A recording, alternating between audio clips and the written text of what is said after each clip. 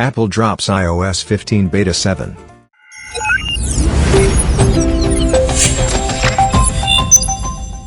Apple will release iOS 15 to an expectant crowd of iPhone users in a few weeks.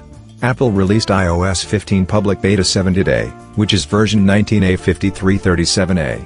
iPadOS 15 Beta 7 was also released today.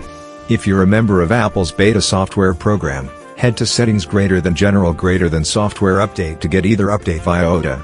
The big question is whether now is a good time to join the beta program and install the beta. We normally advise anyone who relies on their iPhone for work to wait until the final version of iOS is released before installing it. Because important iOS features you rely on may not be available while the app is in beta.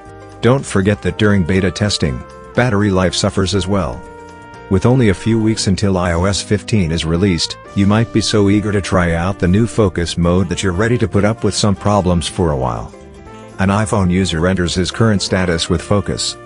If you're working, for example, you can choose to work from your selections, and your phone's apps and notifications will alter accordingly.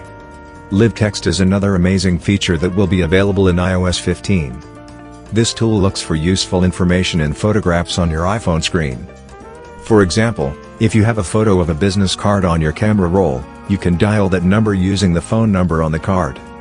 If you're a cautious person, you'd be better off waiting. But if your curiosity gets the best of you and you can't think of anything else, you might as well give it a chance, as long as you've backed up your data.